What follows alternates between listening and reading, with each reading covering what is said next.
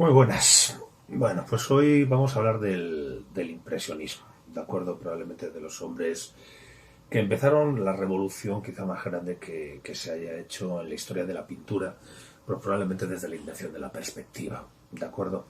Bueno, antes de hablar de meterme con los impresionistas, Monet, Renoir, toda esta gente, hay que hacer referencia, bueno, a que ya un poco antes de la llegada de estos autores, que van a aparecer en la década de los 70 del siglo XIX, ya había ciertos autores que se mostraban bastante descontentos con todo lo que había sido ese movimiento que os había dicho eh, academicista, del que hablábamos en el vídeo anterior, ¿de acuerdo? Y hay uno que les va a influir especialmente. Es un autor que normalmente se le incluye dentro del impresionismo, aunque podríamos llamarlo un preimpresionista, es decir, aún no lo era plenamente, que va a ser Edouard Manet. Edouard Manet es un autor que prácticamente le expulsaron de todos los salones porque a pesar de que su pintura seguía, digamos, más o menos esas líneas del dibujo, esas líneas de la composición y demás de la academia, digamos que su temática era bastante más compleja y sobre todo dolía más, ¿de acuerdo? Era un autor quizá ya con unas reivindicaciones sociales que no presentaban los autores vanguardistas, que eran autores bastante conformistas con lo que era el sistema político. Y Manet sobre todo va a utilizar una temática de carácter sexual, erótico, es decir, que le va a alejar bastante. Concretamente, dos obras van a ser un poco las que van a marcar la ruptura. Las dos son más o menos de principios de la década de los 60, de hacia 1863, más o menos, que son La Olimpia, un cuadro que en principio no nos llama especialmente la atención, no es un desnudo más, ¿de acuerdo? Pero resulta que es un desnudo bastante peculiar, por varias razones. Es decir, la primera por esa presentación frontal, digamos, totalmente desafiante hacia el espectador, ¿de acuerdo? Fijaos la mirada que tiene Olimpia. Y en segundo lugar, porque Olimpia no era precisamente una dama respetable, ¿de acuerdo? Era quizá, digamos, la prostituta más conocida de todo París, y Manet, al tomarla aquí y ponerla en una postura que había sido típica de las Venus renacentistas fundamentalmente, digamos que está casi como dándole un cierto halo religioso que realmente para la burguesía de la época era bastante complejo. ¿De acuerdo? Ahora volveré con la burguesía. Y la otra es esta otra, que es el almuerzo en la hierba. El almuerzo en la hierba, el desayuno en la hierba, el almuerzo en el campo, el almuerzo campestre, lo habréis visto de 40.000 veces maneras el título de esta obra. Otra obra que en principio hoy en día tampoco nos llama la atención, pero que en su momento fue un escándalo brutal, casi de la altura de la Olimpia, ¿de acuerdo? ¿Por qué? Pues fijaos en las dos mujeres que tenemos ahí. Es decir, los hombres están vestidos, tenemos ahí una especie de bodegón en primer plano, que no es un bodegón, sino que es sencillamente una cesta de la merienda revuelta, ¿de acuerdo? ¿Qué es lo que sucede aquí? Fijaos en la actitud de las dos mujeres. La primera, la que está completamente desnuda, nos mira de frente, también como desafiante, un poco como la Olimpia, que hablábamos antes, y la del fondo se está lavando. ¿Qué han estado haciendo esta gente? Pues creo que no hay que dejar volar la imaginación demasiado para darnos cuenta de qué es lo que ha pasado ahí. ¿De acuerdo? Eso evidentemente la gente no era tonta y se dio cuenta muy rápido.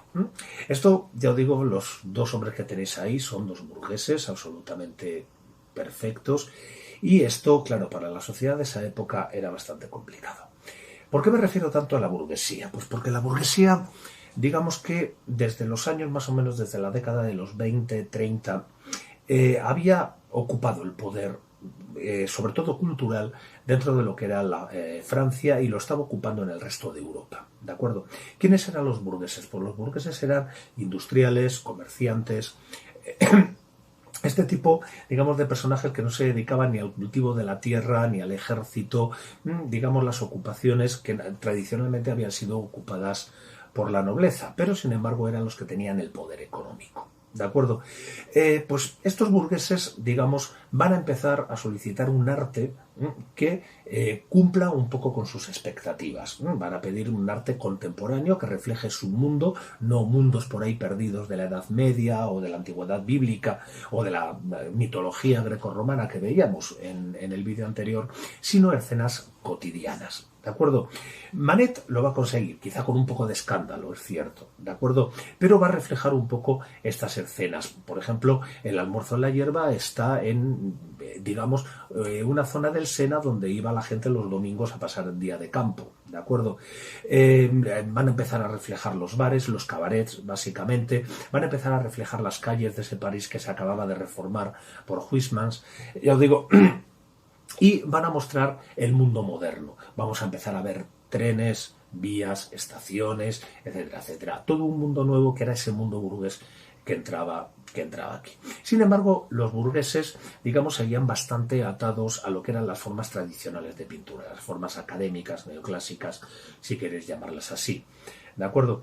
¿Y qué es lo que sucede? Pues que 10 años más tarde de Manet van a empezar a aparecer unos señores que se llaman Monet, se llaman Renoir, se llama Sisley, es decir, una serie de autores que van a dar un paso más allá. Es decir, si Manet se había quedado, digamos, en lo que era la temática de los cuadros, Monet y compañía van a ir mucho más allá, concretamente en las formas.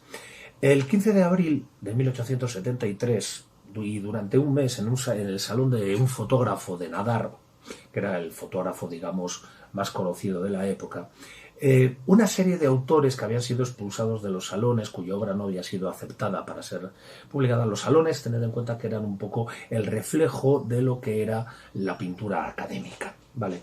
Pues van a hacer una exposición que fue un auténtico escándalo en la época. Y cuando hablamos de estos escándalos, nos resulta tremendamente llamativo que la gente se escandalizase por obras de pintura, ¿de acuerdo? Pero pensad, ya creo que os lo dije en un vídeo anterior, en esa época no había fútbol, no había cine, y la gente pues se preocupaba, digamos, su acceso a la cultura era a través de las exposiciones, los museos, etcétera, etcétera, etcétera. ¿De acuerdo? En esta exposición estaba colgado este cuadro. Este cuadro que si lo estáis viendo en una pantalla de ordenador lo estáis viendo más o menos en su tamaño original, aproximadamente, un poquito más pequeño. Tened en cuenta, es un cuadro de unos 40 centímetros de alto más o menos.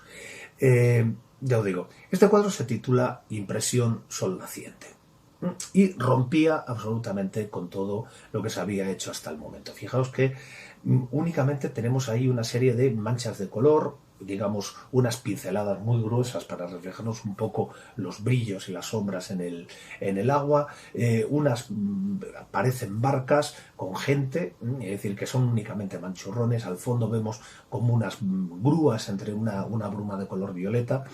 Y este cuadro se titulaba Impresión Sol Naciente y estaba pintado por un señor que se llamaba Claude Monet. Un crítico que se llamaba Leroy puso el grito en el cielo por este cuadro, es decir, le pareció la cosa más espantosa que había visto en su vida. El tío, como veis, tenía un ojo tremebundo y tildó a todos los que estaban en esa exposición, los empezó a llamar, para reírse de ellos, los impresionistas, a consecuencia de este título. Bien, pues, ¿qué fue lo que sucedió? Que estos pintores empezaron, yo digo, a trabajar de una manera bastante peculiar, que era, por ejemplo, olvidándose del dibujo, no olvidándose del todo, pero sí, digamos, dejándolo en unas líneas muy generales, olvidándose un poco también de la composición y supliendo ese dibujo con lo que era la sensación que nos producen las pinceladas pequeñas cuando las vemos desde una cierta distancia, ¿de acuerdo? Si nos acercamos a cualquier cuadro impresionista, lo único que vamos a ver son una serie de pinceladas, de toques de color, pero conforme nos vamos alejando, eso va cobrando un sentido. ¿Por qué? Porque lo que pretendían reflejar no era la realidad en sí, sino la impresión que causaba en nosotros esa realidad, ¿de acuerdo? Es decir, nuestra percepción de la realidad, por así decirlo. Nosotros, cuando vamos a un sitio, depende mucho de la luz que tengamos. Daos cuenta, vamos a una calle, no es lo mismo verla por la mañana que verla por la tarde. Es decir, entre otras cosas, ¿por qué? Porque la sombra pasa de una acera a otra. Por ejemplo, la luz está por encima, la luz está más alta, más baja. Es decir, y adopta una serie de colores en unas horas que nos parecen más bonitos que en otra. Esto creo que no se estoy descubriendo la pólvora ni es mi intención, ¿de acuerdo?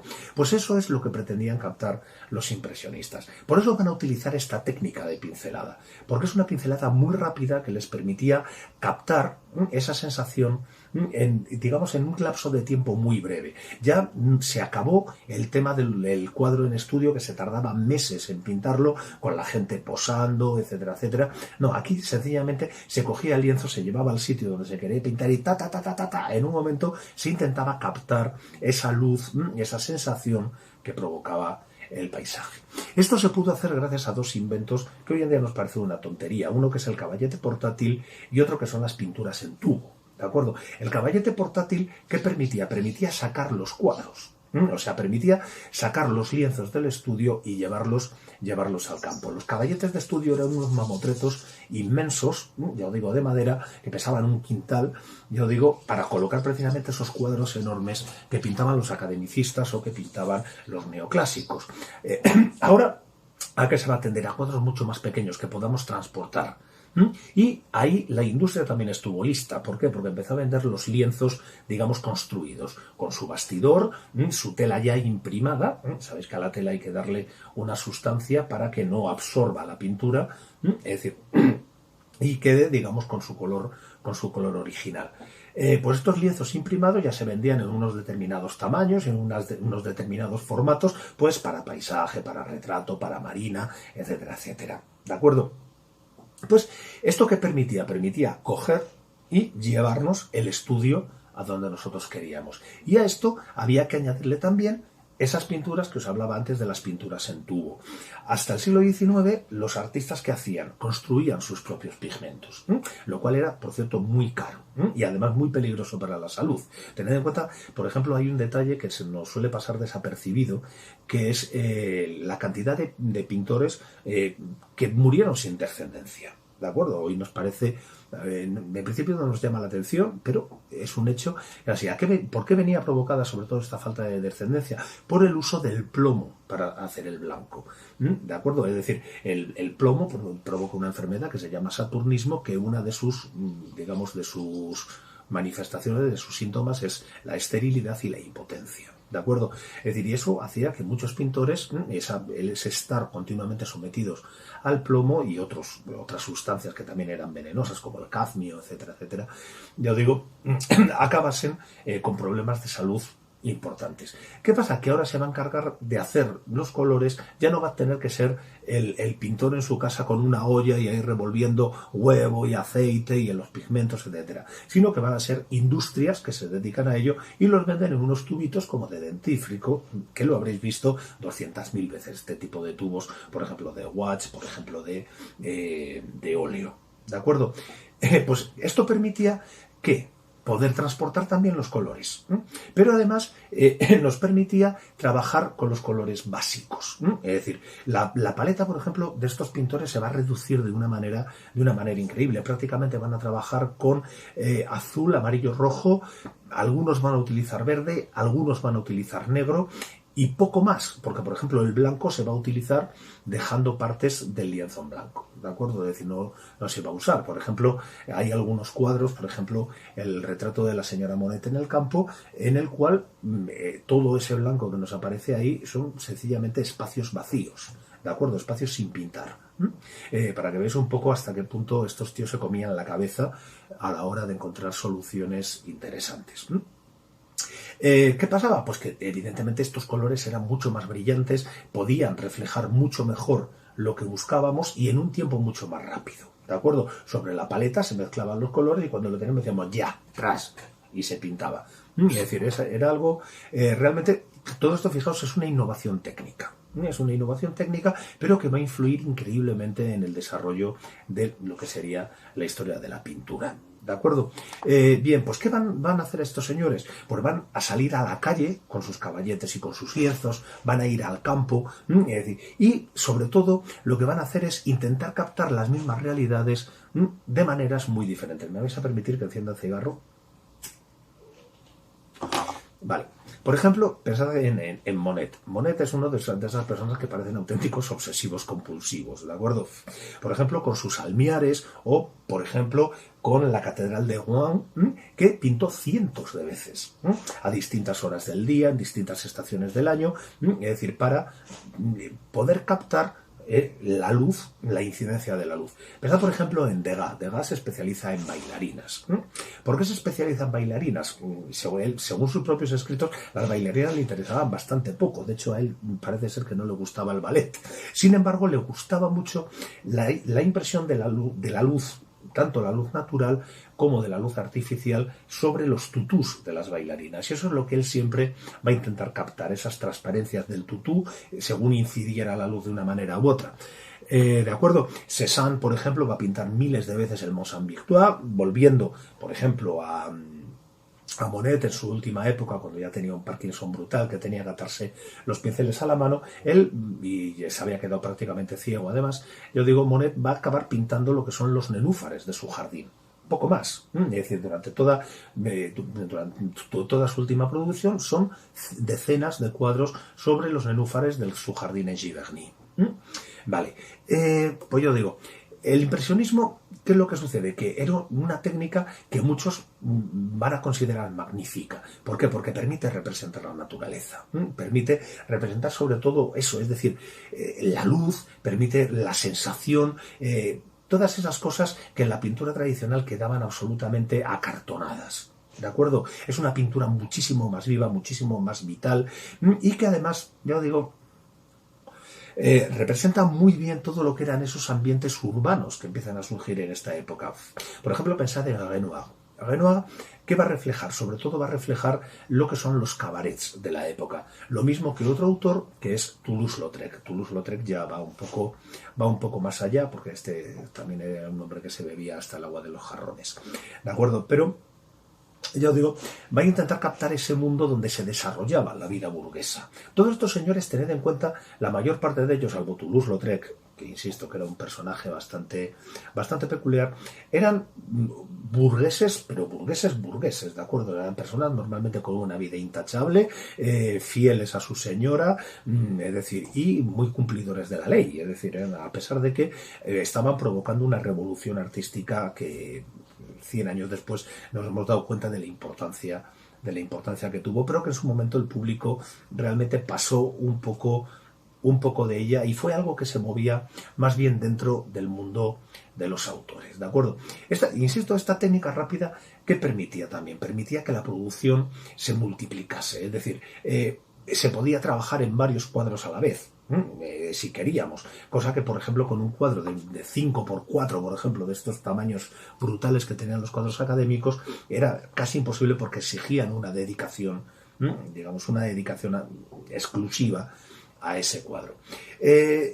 Muchos pintores van a unirse aquí, es decir, no solamente lo que conocemos como la escuela impresionista, es decir, Monet, Renoir, Degas, etcétera, etcétera, sino muchos otros pintores también posteriores que van a ir añadiendo cosas al impresionismo. Por ejemplo, estoy pensando en lo que se conoció como el puntillismo.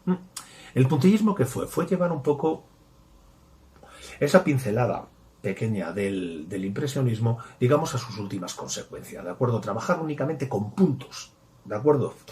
Por ejemplo, el cuadro Los bañistas de Masnier, por ejemplo, que es quizá el más conocido de esta escuela, es un cuadro de unas dimensiones brutales, creo que es de 3×2 metros, es una cosa enorme, es decir, que se iba pintando con pequeños recuadritos para poder conseguir esa sensación. Hoy, digamos, es una pintura que nos resulta un poco alucinante. Si evolucionamos un poco dentro de este mismo puntillismo, llegamos a autores como Signac, es decir, que siguen trabajando con el punto, pero el punto se va haciendo más grande. ¿De acuerdo?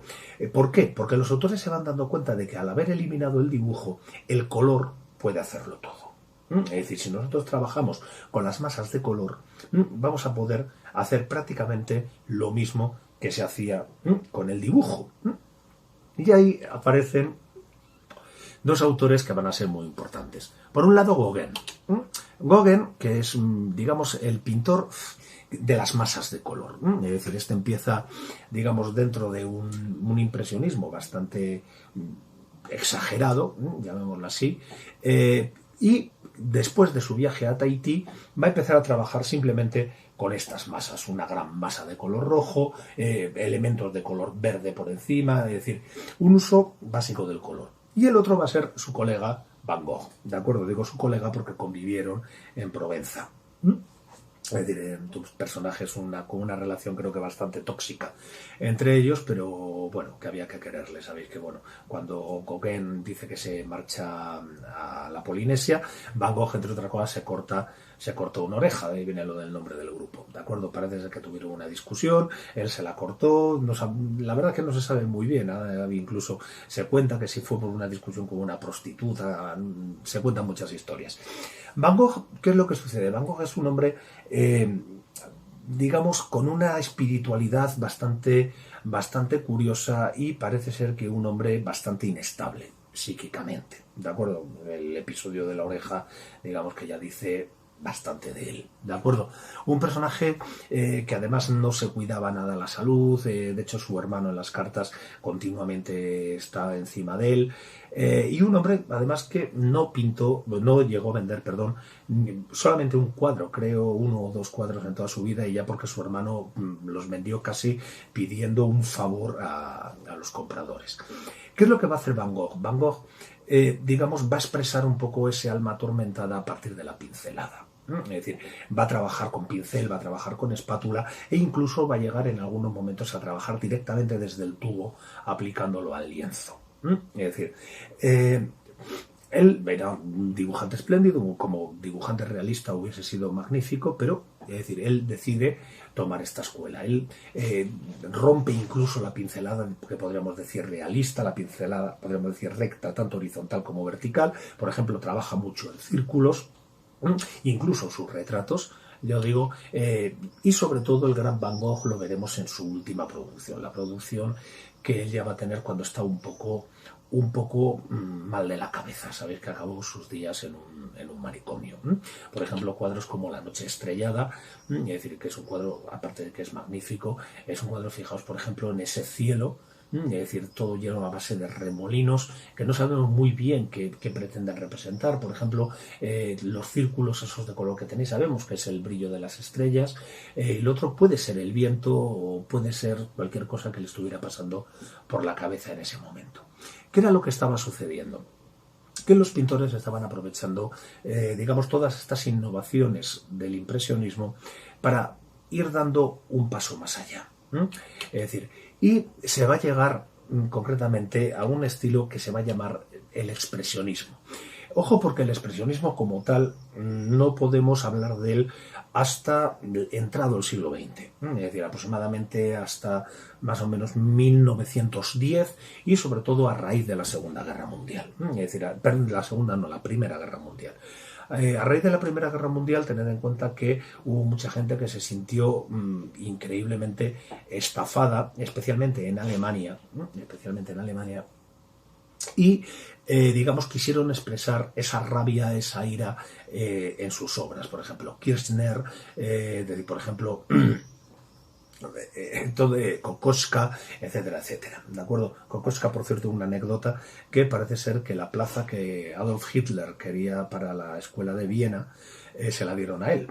Y el pobre hombre murió varios años después, convencido de que si él no hubiese pedido la entrada en la escuela de Viena no hubiese pasado la Segunda Guerra Mundial. El pobre hombre murió atormentado con esta idea. Es una cosa que es bastante curiosa. Ya me diréis el pobre hombre qué culpa tenía. ¿De acuerdo? Bueno, pues digamos que a partir del impresionismo nos vamos a encontrar con algunos autores que van dando un paso hacia este expresionismo. ¿En qué consiste el expresionismo? El expresionismo consiste más en la transmisión de sensaciones, de sentimientos, que en lo que es la representación de una realidad en sí. Y aquí quizás el gran precursor de este expresionismo va a ser concretamente Edvard Munch. Edvard Munch es un pintor noruego, también está un poco para allá de la cabeza, ¿de acuerdo? que va a coger un poco todos esos avances que había hecho pintores como Van Gogh y los va a expresar concretamente, en este caso sí, para intentar expresar su mundo interior. Por ejemplo, aquí tenéis Esta noche en la calle Carlo Johan, en el que las miradas de los personajes son absolutamente estremecedoras. Fijaos esa noche, esas ventanas que dan la impresión que no se espían, pero que sobre todo se ve en su obra más conocida, que la habréis visto todos mil veces, que es El grito. ¿De acuerdo? El grito que no nos expresa a un señor gritando, sino que nos expresa la angustia que nos lleva al grito. Porque este hombre, fijaos, es un hombre que está ahí en un puente, tenemos a dos personas que no sabemos si se acercan o se alejan, si están amenazando o sencillamente están huyendo de esta figura. Todo esto con un fondo, un cielo de color rojo tremendamente inquietante, un río debajo de ese puente tremendo, el puente incluso que es un símbolo de ese estar entre dos realidades, entre la tierra, el cielo, esa inseguridad absoluta del ser humano, ¿de acuerdo? Es uno de los cuadros más estremecedores que se han escrito nunca. Por cierto, lo del cielo rojo le han encontrado, parece ser, hace poco una explicación por la explosión del Krakatoa. Es decir, parece ser que el Krakatoa tiene una explosión a finales del siglo XIX, este cuadro creo que es de 1894, si no recuerdo mal, y digamos que el cielo estuvo teñido de rojo durante varios días, es decir, a causa del polvo que había en suspensión. De cualquier manera, seguro que Munch no estaba pensando en el Krakatoa ni en nada que se le pareciese. A partir, digamos, de todo este expresionismo, pues empiezan a surgir figuras. Una de ellas va a ser Matisse, ¿de acuerdo? Pero de Matisse hablaremos el próximo día, porque prefiero ponerlo siempre a la altura de Picasso. Vamos a tener autores como Soutine, por ejemplo, es decir, que revuelven absolutamente el paisaje. Autores más serenos, como por ejemplo Franz Marc, que trabajan con la realidad, pues un poco como le da la gana. Él es siempre pintor de animales, es como una especie de fabulista, ¿de acuerdo? Sus animales siempre lo que reflejan son un poco sensaciones, ideas humanas. Y digamos que la gran figura que va un poco a suponer el paso de lo que sería el impresionismo, primer expresionismo, a lo que sería ya la pintura del siglo XX, lo que conocemos como cubismo, va a ser Paul Cézanne. Paul Cézanne, un hombre que no va a tener ni el más mínimo problema, pero ni el más mínimo, en alterar la perspectiva, alterar las figuras, para trabajar desde una pintura absolutamente creadora. ¿De acuerdo? Todos los pintores posteriores, Picasso, Matisse, hasta Marcel Duchamp, reconocen la influencia de Cézanne en su obra y hoy en día se le considera realmente el inventor de la poesía, perdón, de la pintura contemporánea. ¿De acuerdo? Él va a pintar muchas veces el Mont Saint-Victoire y aquí os pongo concretamente una de las últimas, que es de 1905 y que ya, digamos, está casi entrando en el cubismo. Fijaos cómo lo único que tenemos son toques de espátula, es decir, toques de espátula que nos van marcando pues las zonas de arbolado, nos van marcando los edificios, etcétera, pero en la cual ya nos cuesta muchísimo reconocer casi incluso un paisaje, ¿de acuerdo? Pero pensad en una cosa, toda esta gente va a hacer una revolución brutal dentro de lo que es el arte contemporáneo. Pero, sin embargo, siguen todavía ceñidos al figurativismo, es decir, siguen representando una realidad que es más o menos reconocible. Los que vamos a ver el próximo día, que van a ser los cubistas o Matisse, siguen también todavía ceñidos a la realidad. Siguen haciendo un figurativismo, aunque ese figurativismo cada vez se parece menos a la realidad. Es decir, estamos a un paso de romper con el figurativismo. El próximo día ya lo rompemos, porque vamos a empezar, va a aparecer ese señor increíble, ese auténtico jalón en la historia de la pintura que es Vasily Kandinsky, de quien os hablaré, yo digo, el próximo día. Y a partir de Kandinsky es donde prácticamente empieza todo. ¿De acuerdo? Estamos ya muy cerca de las vanguardias, ¿de acuerdo? Todavía tenéis que tener un poco de paciencia, porque además nos queda todavía el vídeo del cubismo y nos queda también un pequeño intermedio que quiero hacer explicándoos un poco algunas ideas que van a surgir en esta época que condicionan esa aparición de las vanguardias. ¿De acuerdo, chicos? Pues entonces nos vemos en el próximo vídeo cuando tengamos a bien hacerlo. ¿De acuerdo? Venga, un abrazo a todos.